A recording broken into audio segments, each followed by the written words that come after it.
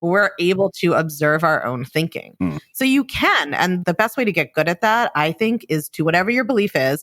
I have people like write out their whole story the way they believe it. Like, let's get those thoughts out. And everybody wants to tell you all their thoughts they believe are true, right? So you like do that even for yourself, like write the story the way you already believe it. But then you have to give yourself the task of looking for evidence of the opposite proposition. Right. And this is like kind of where the lawyer brain comes in handy a little bit. So if your thought is like, there's something wrong with me because I'm not married, you would go look for evidence of the contrary, right? Or if your thought is, I've never been in a real relationship, you go look for evidence of the contrary. Or if your thought is, I'm not good at my job, look for evidence of the contrary, right? If you were cross-examining that witness and they were unreliable, what would you look for? What would you ask them? So we can learn how to look for evidence the contrary. And I still do that all the time, like throughout the day, as my brain says some random thing to me that is painful and probably not true. I'm like, okay, what's the evidence the contrary? Like, how can I see that things could be exactly the opposite? I'm Srini Rao, and this is the Unmistakable Creative Podcast, where you get a window into the stories and insights of the most innovative and creative minds who started movements, built thriving businesses, written best-selling books, and created insanely interesting art. For more, check out our 500-episode archive at unmistakablecreative.com. Kara, welcome to the Unmistakable Creative. Thanks so much for taking the time to join us. Thanks for having me. Yeah, it is my pleasure to have you here. So I actually came across your story by way of your publicist, Cher Hale, who is the one person who to this day we have never said no to when she recommends a guest. So that says a whole hell of a lot in terms of, her taste and also her ability to actually find guests for us that really fit the bill. So on that note, I want to start by asking you, what did your parents do for a living and how did that influence and shape the choices that you have made with your life and your career? Interesting. So my mother's was a federal public defender, which means that she worked for the federal government. She was a lawyer for what's called indigent defendants, defendants who can't afford to hire their own lawyer. So I think from her side, first of all, I just got being a lawyer, which was my first career, but also just a real emphasis on social justice and helping those who are less fortunate or less privileged or have less access to opportunity. I think, it's kind of funny when I was growing up to realize that like most people were learning that the cops were the good guys.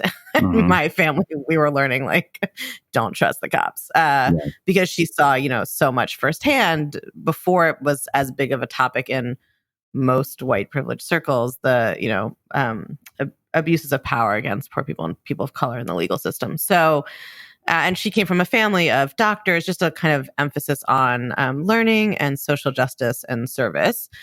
And that really influenced the first part of my career very heavily. I was a lawyer before I became a coach, and I was a social justice lawyer. I didn't do criminal defense work. I did reproductive rights work, but kind of very similar.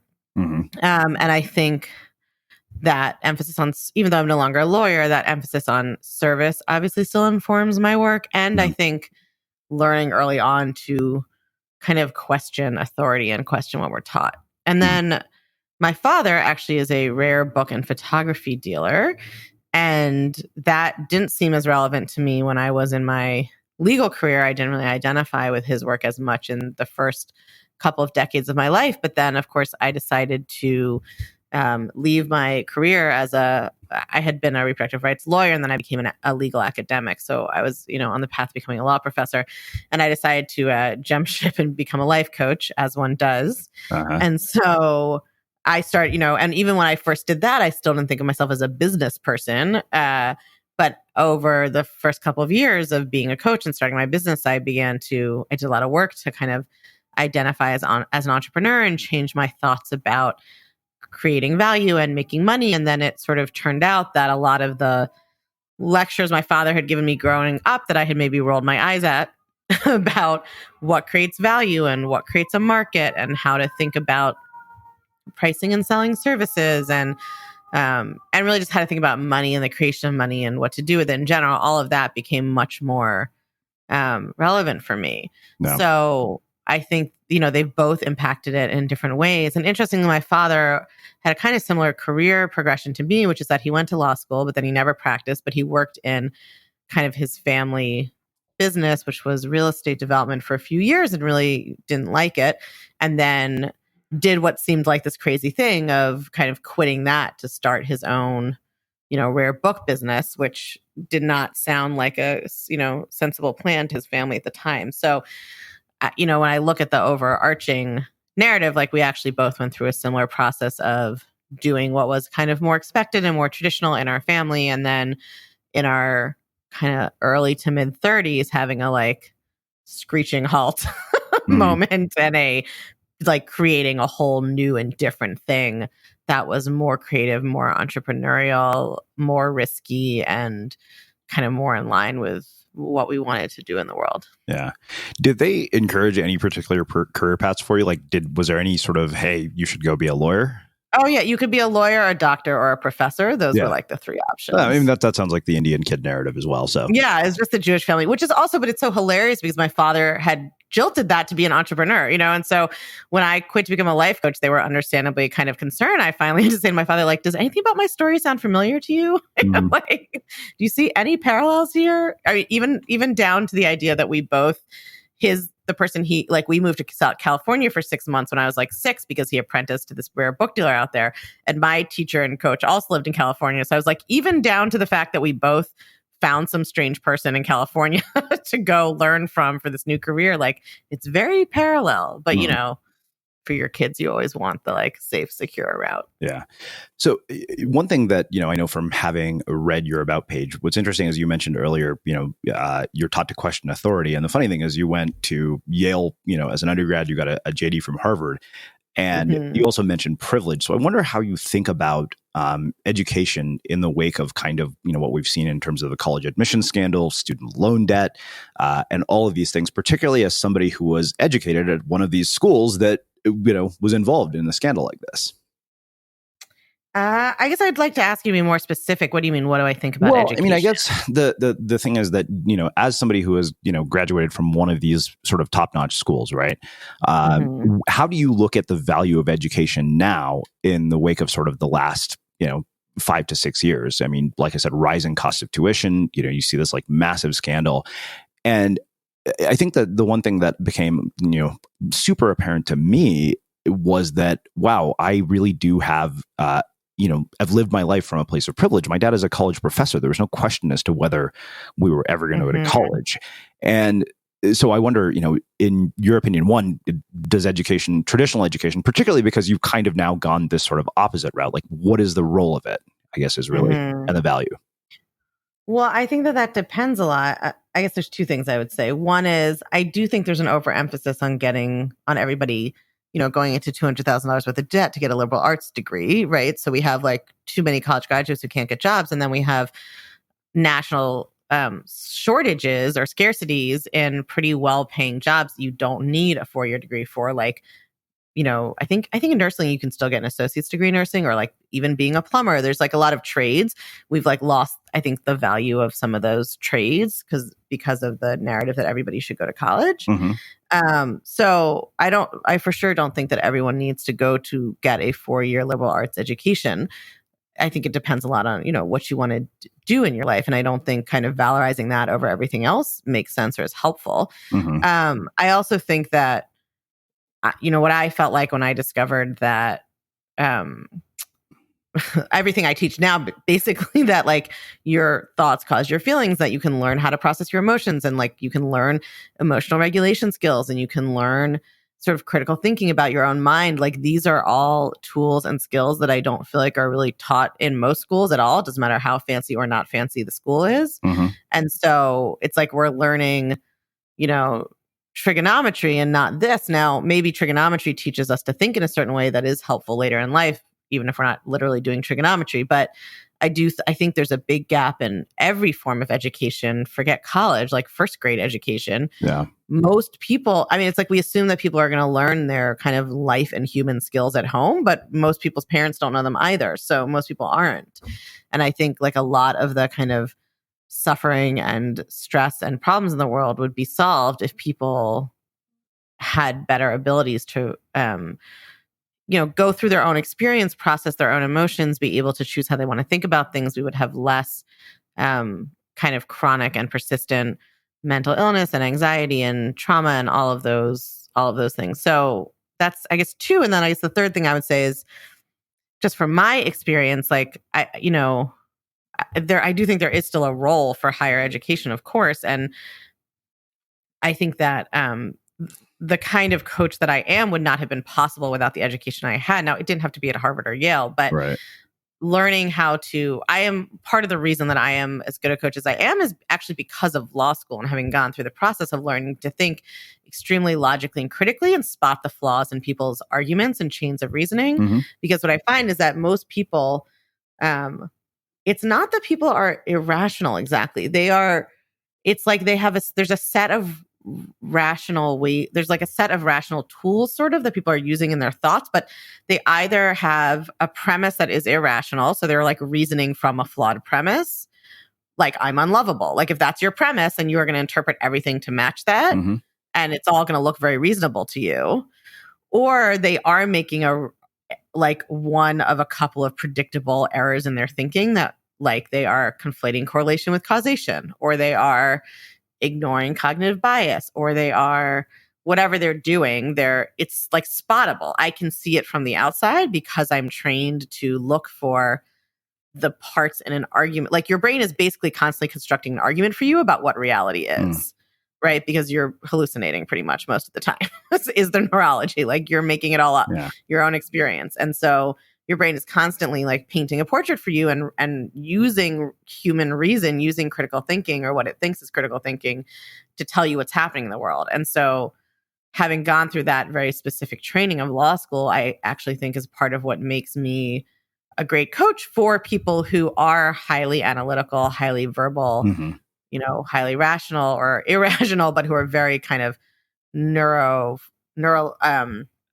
kind of neuro-focused, like very cognitive focused people in their lives. Not everybody is kind of focused on their thoughts all the time. Right. But for people who are, I'm a great coach because of that. So, I'm not sure. I don't know if that's no, absolutely. Answer, well, I mean, that was one of the things that made me say yes, because I remember this line from your about page where you said, that doesn't mean I'm a woo-woo divine feminist channeling goddess who spins law of attraction BS. And I was like, okay, that was what got me, because I was like, okay, you know what? Good. Somebody who actually has some sort of semblance of like, being in touch with reality to back all of this up. So I want to actually come back to all of this because I think the rest of our conversation will actually be about everything you've just said. But there are two areas that I want to revisit about your education as well as your time as a lawyer. So one thing that we talked about is sort of privilege. And I often think that even, when the people who come here to Unmistakable Creative and even my own life are all just examples of privilege. Like if you think about it, the person who is working, 3 jobs to keep the lights on or, barely making it paycheck to paycheck, sometimes I feel like this conversation is completely irrelevant to them. It's almost a disservice. And I wonder how you think about that. I strongly disagree with that. I'm not saying I disagree that privilege exists, but I don't think it's a disservice at all. And I think that part of the kind of push of my work is I spend time as a social justice lawyer. We're also focused on external structural solutions, right? And I think that work needs to be happening for sure. It is happening. We don't spend almost any time paying attention to the internal experience and the emotional and cognitive coping tools that people need to deal with whatever their experience is. And I think that, I do, it's a funny thing to say because on one hand, I do happen to come from privilege in one set of ways. I also live in a fat phobic world as a fat woman. And that's a different set of, a different axis of oppression that I experience. And I've used this work on my experience of that. So I don't feel like I've just come from pure privilege, whatever that would even mean or however that would exist. But I think that, I have colleagues in the life coaching industry who I know personally and let me put it this way. So I'm in a mentoring group with my teacher, and there's maybe 6 or 7 of us who are making 7 figures in our business. And it's really a variety. Like a couple of us do come from upper middle class or upper class families and have fancy educations. And then one of the women in the group's parents didn't graduate from middle school. And she was the first person in her family to go to college, and she grew up poor, and she's the first person in her family to ever make any money. And then Another one also grew up lower middle class, and her parents were always in debt, and she, had to pay her. She, I think, did go to college, but she paid her own way, and she's created this business too. So, I don't think that. I think that privilege and resources and all that stuff matters. I just don't think it's everything. And I think that when we talk about it like it's everything, that's when we do a disservice, because we aren't going to, in my lifetime, we're not going to change all of the structural oppression problems out there. Mm-hmm. Right. And we should be working on them. But if we say that's all that matters, then we aren't giving people any tools to deal with the reality they're in during their own lifetime. And I just think it's so fascinating that like everybody thinks it's a great idea to teach meditation in at-risk schools. Yeah. But if you start talking about like life coaching or coaching tools or like managing your mind or thinking on purpose, all of a sudden everybody's like, oh, that's ridiculous and so woo and, so privileged. Right. So there's this weird also discourse in this, the social justice, privilege, whatever discourse where like certain things are acceptable, right, to say. And like, yeah, like I said, nobody ever will complain that you're going to teach at-risk third graders about meditation. Everybody thinks that's amazing. Right. But if we start talking about, let's teach them that the structural conditions aren't the only, they do matter. They're not the only thing that matters. That learning how to think on purpose and have more emotional resources and manage their emotions better and be able to believe in something bigger than what they see, let's also teach them that. Then all of a sudden you're somehow denying that there are external problems. And that's not what we're doing at all. I come from a Jewish family. And so obviously there's a lot of Holocaust talk in my family and growing up. And that's, of course, when I first started doing this work and started telling my family about it, that was the usual objection I got was like, what are you saying? We could just be happy about the Holocaust? Right. And number one, coaching is not about being happy all the time. But the kind of coaching I do, right, it has a lot of mindfulness in it. It's a lot of like the full spectrum of human life is positive and negative emotion. We want to get better at handling that because most of us hate negative emotion and spend our lives running away from it. So we're not trying to be happy about everything. But also I think the Holocaust is the perfect example. So Viktor Frankl, who, lived through the Holocaust and wrote a book, which I now have completely blanked on the name of. Man's Search for Meaning. Man's Search for Meaning, exactly. So he says in the book, one of the last freedom left to man is the freedom to choose his own attitude regardless of the circumstances. Mm-hmm. Right? And so this work isn't like, oh, genocide doesn't matter, right? It's the world is full of both beautiful and horrible things. And we should be working to make fewer of the horrible things in policy and structural ways.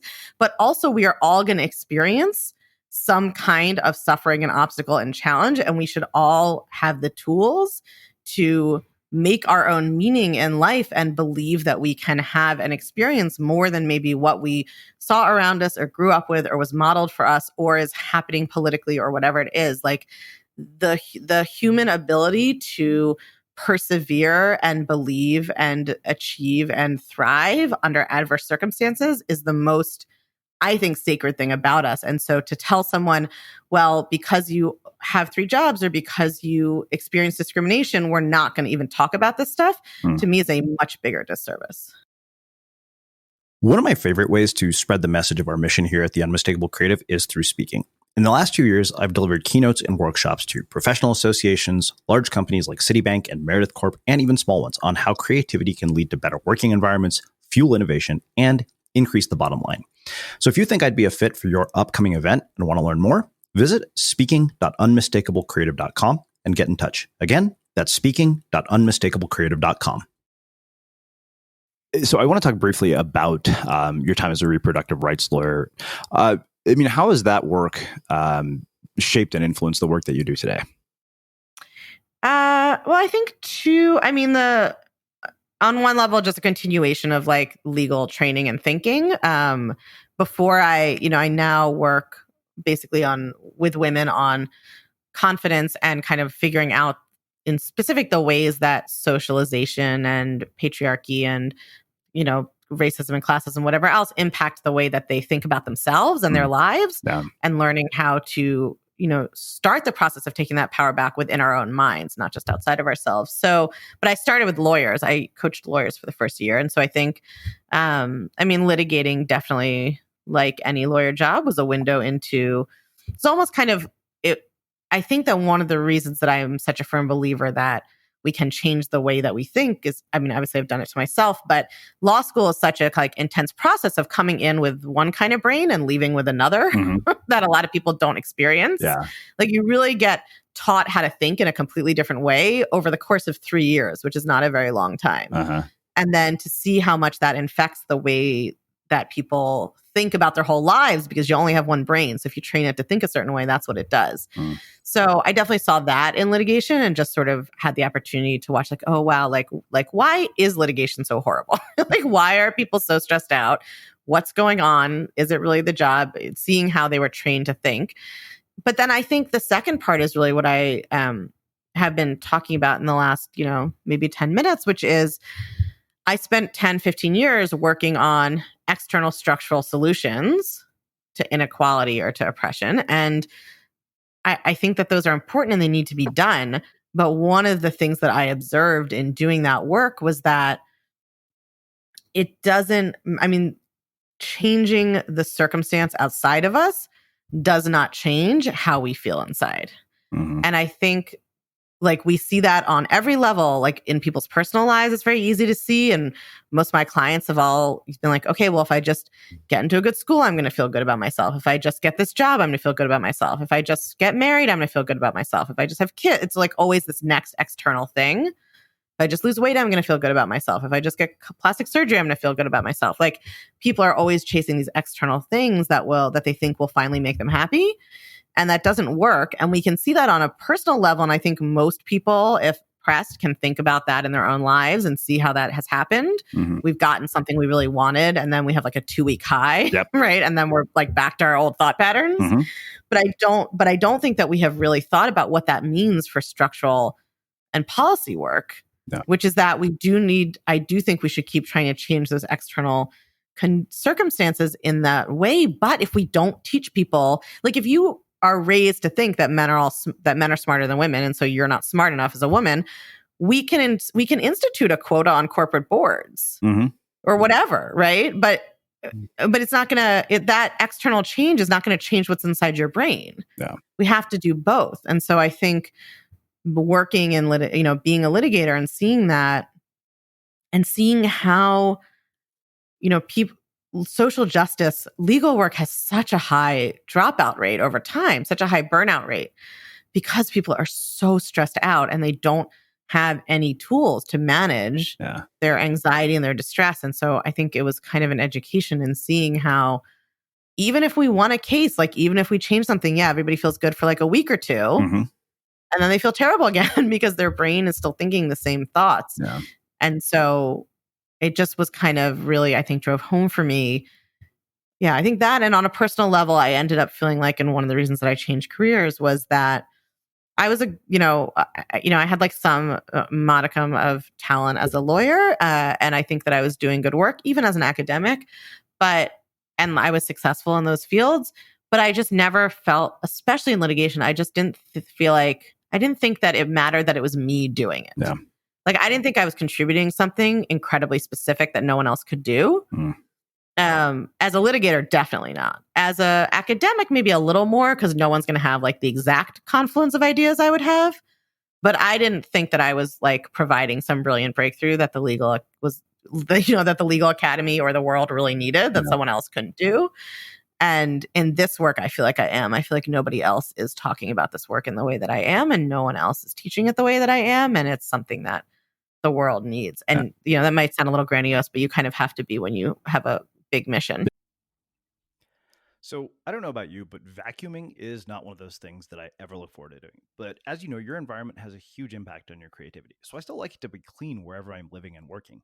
But now it doesn't have to be something that you deal with. If you're like me and you grew up in the 80s, you probably fantasized about the day when cleaning your house would be like it was for the Jetsons, meaning you don't have to lift a finger. Well, the good news is that we're already kind of living in that future. And the easiest way to make sure your floors are clean every day is with the iRobot Roomba Robot Vacuum. It cleans up after itself. The Clean Base automatic dirt disposal takes convenience to a new level, automatically empties its own bin into an allergen lock bag that holds 60 days of debris and traps 99% of pollen, mold, and dust mites, so you can forget about vacuuming for months at a time.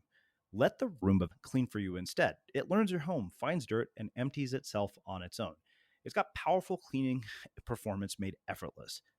Remember, if it's not from iRobot, it's not a Roomba. To learn more, go to irobot.com/unmistakable.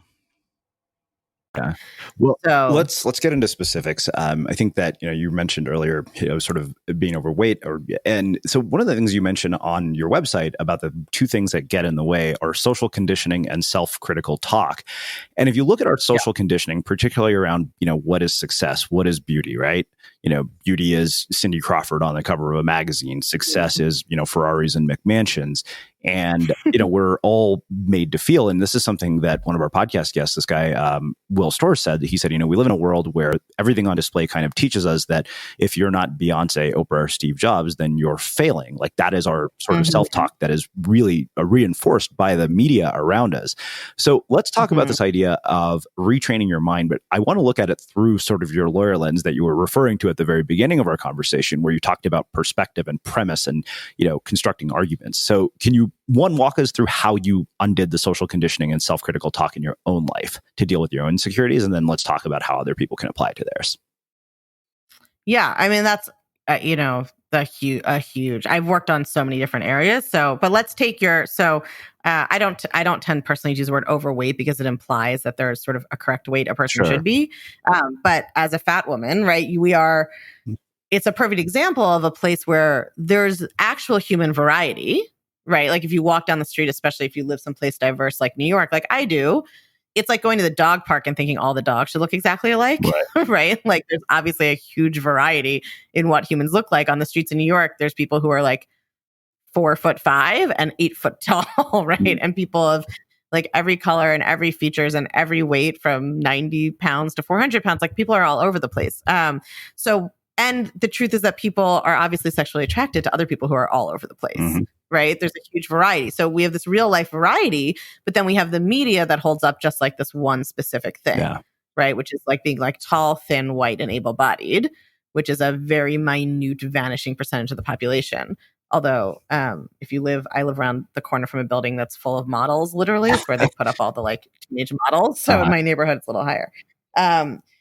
So I think that the media, of course, plays into it, as does everything else, though, right? So I think the way that I think of our brains is like it's like open source code, and you don't know that everybody's in there programming it, right? So as you're growing up, you're getting all these different messages from your parents and your school and the media and your friends and your teachers and what you read and like the TV and the video games, like everything that you are observing. The human brain is a pattern spotting, meaning making machine.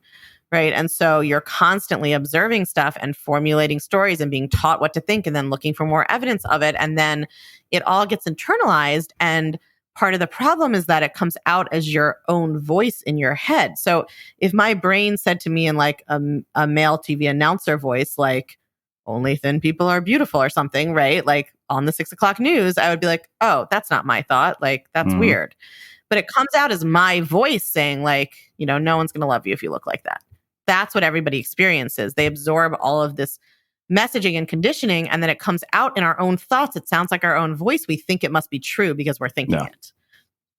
And that's why people have such cognitive dissonance where they might be feminist or anti-racist or whatever, right? They have these political or conceptual beliefs. And then there's always this but, right? It's like, I don't think women should have to conform to male beauty standards, but I really worry about my cellulite, right? Or whatever it is. We have this like dissonance there because one is an intellectual thought about a concept and one is just a thought that comes out as like an organic thought about us. And usually we learn those intellectual concepts later than we learn the first thoughts, right? So the first thoughts have gone in early, unconsciously come out as our own voice. Then if we're lucky, maybe middle school, some people not until college or later, we're like, oh, wait, what? Someone teaches me that that's not true or that's a bias or whatever it is. So I think that's where it comes from. And then the way that you work on it is really a 3-step process. One is the first and most important step, but less cognitive, is just learning how to experience negative emotion, which most of us are so unwilling to do. So most of us just spend our whole lives running around like chickens with our heads cut off, trying to get away from our negative feelings, which doesn't work because they're inside your body. So wherever you try to go, they're coming with you. So I focus a lot on the cognitive in my when I'm, on a podcast or whatever else, but that's actually the first thing I teach people to do is how to have a negative emotion without losing their minds. Yeah. So we have to do that first because you can't actually change them till you're willing to have them. You can't get access to your thoughts if you are constantly trying to numb yourself out or run away from your own brain. Mm-hmm. Right. And that's why we see like so much alcohol and drug addiction and porn and gambling and whatever, Netflix, like all the things that people do to like not be alone with their own thoughts. So you have to learn to be willing to have your emotions. I teach people how to process their emotions so that we can start getting awareness of the thoughts, which is really the second step is like, what's up in there? Most of us, we treat our brain like it's like a bad neighborhood at night. We don't want to go in there alone. We don't, right? Like, I'm going to get mugged. Something bad's going to happen up there. So we don't even know what we're thinking a lot of the time. I mean, constantly my clients will be like, I had no idea I believed that. In fact, that's contrary to everything I think I believe. Yeah. But it's in there. So we have to become aware of what the thoughts are. And then the third step is how we change those thoughts. And the way that I teach people to do that is people do this in a lot of different ways because I'm very analytical and was very skeptical. I focus a lot on what I call the thought ladder, which is basically just a process for how to go from what you believe now to what you want to believe in little baby steps. So for the weight example, let's say you start, you learn how to actually have your feelings. You can see what's in your brain. And then you discover that you have the thought like, no one is going to love me at this weight, right? Or like fat people don't find love, whatever it is. Yeah. And what you want to believe, of course, is like, of course I can find love, or of course I'm, attractive the way I am, or of course people are attracted to me. Everybody's thoughts are a little bit different. Rather than just try to go straight there, this is why I think positive thinking and manifestation and whatever gets a bad name is that people try to start believing something that they are so far from believing. Mm-hmm. And so they don't get any emotional payoff. And they don't keep doing it because they don't get any emotional payoff. It actually just makes everything feel worse because then you're like, that seems so far away and hopeless and impossible. I'm just going to give up. Yeah. And so I teach to really focus on one step at a time. So you don't try to believe I'm beautiful and amazing. I'm going to find love. You practice believing something like that's a human stomach when you see your stomach, or some fat people are married. It's obviously true, right? You focus on believing small steps that are basically impossible to argue with, right? The human brain is very good at arguing. So if you don't like a part of your body, rather than try to believe it's beautiful, you just try to replace the I hate this with this is a chin. Some people have chins like this, right? Whatever it is, with a very neutral thought. That's the first thing I think I teach that a lot of people don't teach. And then the second thing I think that's so crucial that gets overlooked is like how much you have to practice it. So another reason I think that thought work or, positive thinking or whatever gets a bad rap is people come up with a new thought and then they think it's supposed to just magically replace the old one. Yeah. They're like, oh, I thought it once. I wrote it on a Post-it note. The old one's coming back up. Something's going wrong. It's not working. Right. I'm like, well, you've thought that old thought. What? I mean, think about if you're obsessed with whatever, your cellulite, you think about it 100 times a day. You thought about it 100 times a day for 20 years. Mm-hmm. I think it's amazing news that we don't have to match that, right? Like it could be the case that we'd have to think it 100 times a day for 20 years to change it. Thank God we don't. It actually will only take a few months usually, but you have to practice a lot. And I think there's a failing of a lot of teachers, and I understand why, because I'm seeing this happen to myself. As you get more and more practice at changing the way you think and believing new things, it does become easier for you to shift into new beliefs very quickly. Mm-hmm. And I think people lose touch with what it's like at the beginning. Yeah. And I think that I was lucky because I worked so hard at it, that progress has happened kind of fast for me, but it's actually good because it's not so long ago that it was very hard for me. And I still remember that. Yeah. And now, of course, I've trained people to teach that way as well. So I think that's the other thing that goes wrong with this movement sometimes. I think my teacher now, 10, 15 years in this work, probably can just pick something insane to believe and believe it the next day. Yeah. Because it's like a muscle, it's like a habit. It's like a skill. It's a skill. It's like you're Yo-Yo Ma. You can pick up a new piece of music and play it right away. Mm-hmm. But we have to remember, people who are starting don't have that skill. Yeah. Well, and I really try to teach thought work it's like learning an instrument. Mm-hmm. You wouldn't be like, I practiced the cello once. Why aren't I Yo-Yo Ma yet? Yeah. It's funny you say that because I remember when we were doing a course and, like I wake up and I write 1,000 words every morning at a minimum. And I remember the content strategist working with me said, he's like, you have to remember these people aren't you. You've done this for 5 years. You're conditioned to be this way every day. Right. He's like, you can't just say, why can't these people just get their act together and do this? But that actually raises a question that I've asked multiple people in some form or another. And I think that your perspective and the way that you've approached this would give me a very fascinating answer. I think that personal development sort of has these three categories of people who fuel the industry, right? It's those people who, they might be people who are listening to this. They might be people who read books, whatever. They go to seminars, they hire coaches, and they're always just looking for the next fix, but nothing ever changes. Mm-hmm. Then you have these people who basically somebody comes to work with somebody like you become a catalyst for them and they change. And then there's the people who basically would change whether they came to you or not, but they're just wired that way that, they make shit happen. Why is that? Like, what do you think accounts for that variation? I don't think that I think that those are the three groups of people. Interesting. I mean, I'm not saying I have not thought about this before, but as you're saying that, I don't feel like, oh yeah, that it matches my experience. Mm-hmm. Because I think, I don't know. I don't feel a resonance with those three descriptors. Like, I think there are people who, like, I think that third group, people who make things happen no matter what. I have a lot of my clients are people who can make things happen in every other area of their life, mm-hmm. but they're very good at taking action. And they may even have, like, that has extended to like hiring different coaches before, going to seminars or whatever. But without ever learning to, one, have an emotion, and two, change their thoughts, it never feels any different on the inside, really. Yeah. So yeah, I guess I know that's probably not a satisfying answer, but that's not kind of how I don't see those in those three different ways. Like, I think all those people have the same problem. Mm-hmm. The people who keep hiring people and nothing changes, it's, I think, because they're not being taught the thing they need to know. Like, there's so much, I had done a lot of therapy and coaching and meditation, yoga, I had done all these things, but I was constantly, number one, I wasn't learning the two crucial things I needed to learn, which is how to have a feeling, how to change my thoughts. But also I think a lot of people in any of those categories they're hustling for their own self-worth. Mm-hmm. So they're trying to change themselves so that they can finally like themselves and be good enough. And that hustle never ends until someone spots it, is able to call them on it, and teaches them how to change it. Yeah. So yeah. Sorry, that's not very. No. I don't. When I ask that question, I don't necessarily want like a concrete answer. I just raise it for the sake of discussion because I think it's interesting. The what I see as the spread for me is, like, at least in my clients, is that I would say like a quarter of my clients, a quarter of people come across my work, like, listen.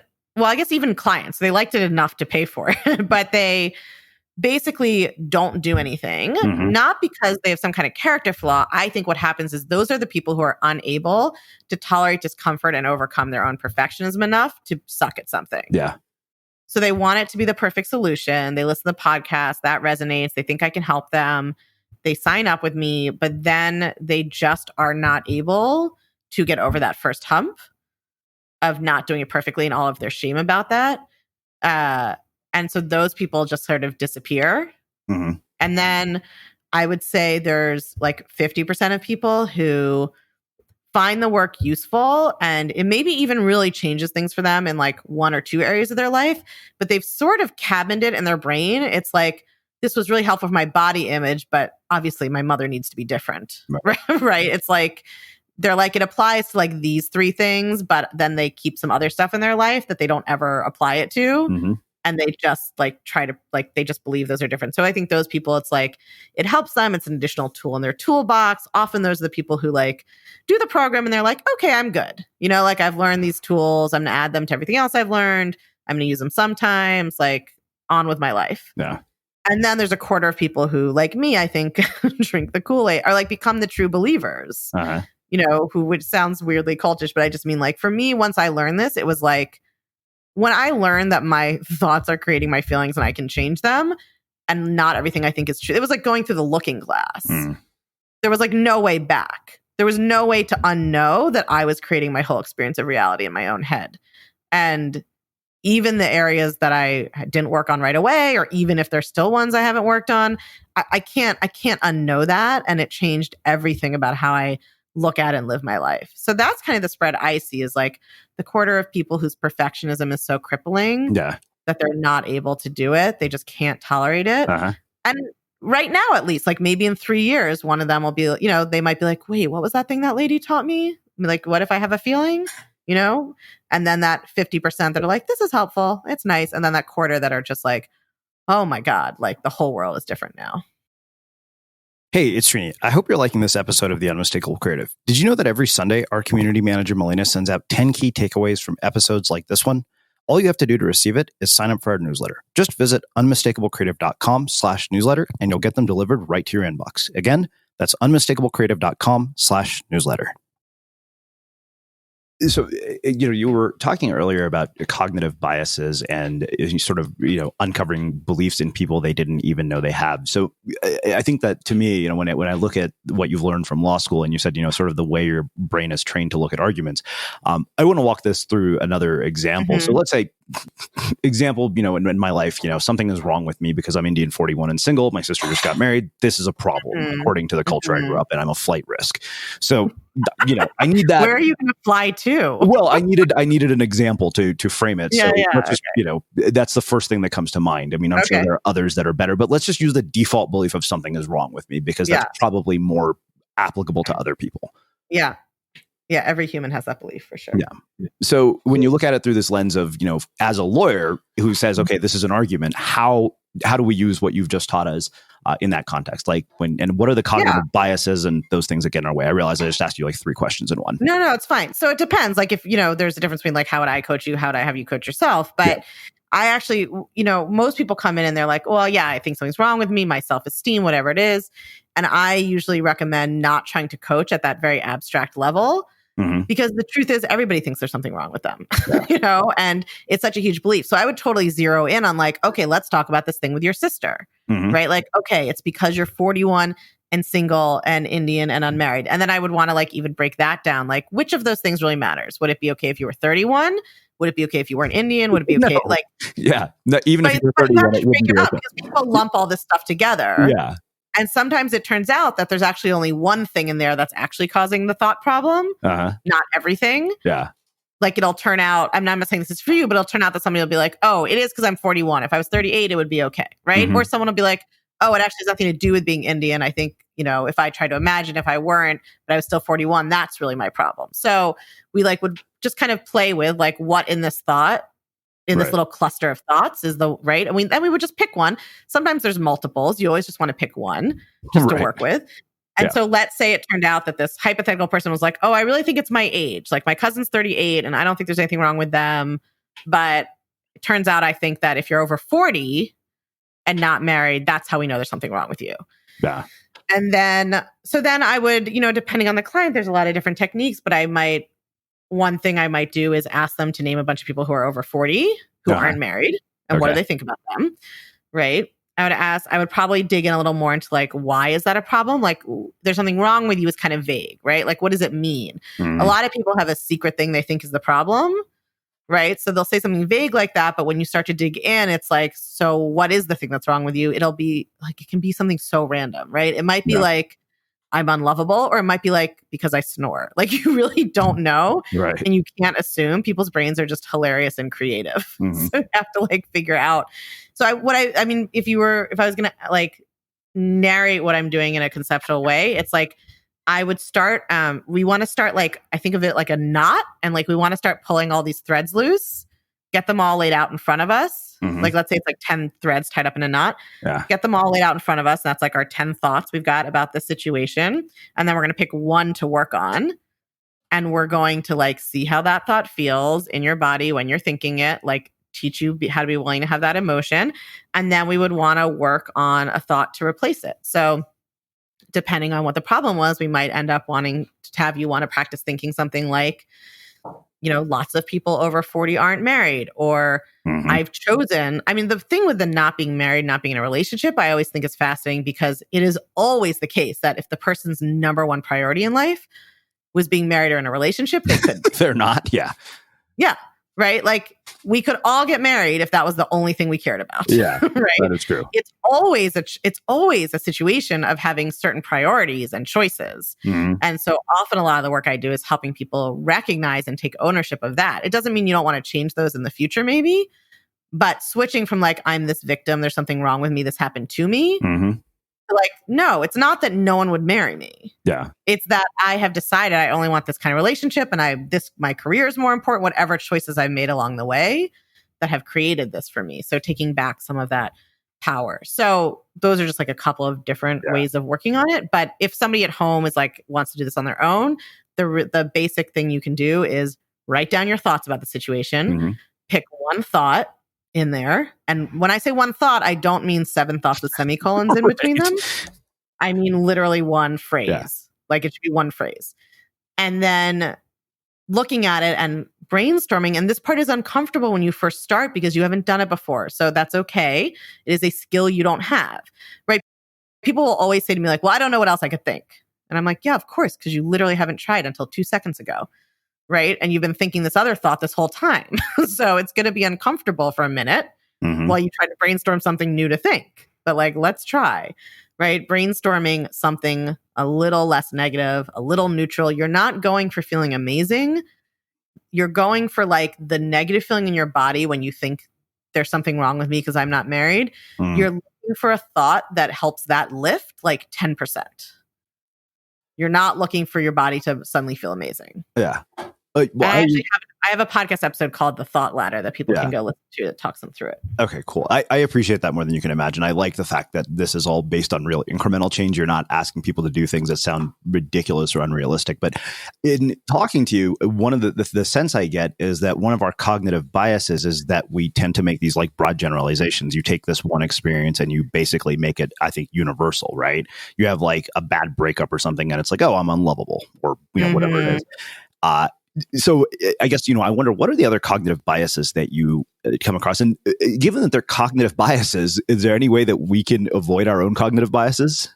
Yeah. I mean, so I think the most common one, there is for sure kind of generalizing. I think of that as black and white thinking that goes with perfectionism a lot. And I'm guilty of this all the time. Like when I have fights with my boyfriend, he's always like, okay, so what you realize what you just said was you never or you always, right? Like he's always pointing out that I still do that even after all this work.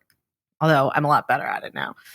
So black and white thinking, generalizing. I think the biggest one, though, and when I talk about cognitive bias, that sort of can be a general term, but it's also a specific term for our brain's desire and ability to only see and retain evidence that supports our pre-existing beliefs.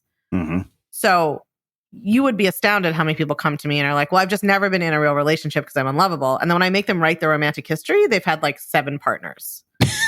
But in their brain, they've discounted every single one. Yeah. Because their fundamental belief is, I'm not someone who has partners, right? Or I'm not someone who has good relationships. And so everything gets discounted. Same with jobs, right? I've never been good at my job. I've never felt confident in my job. You have them write their history with neutral facts.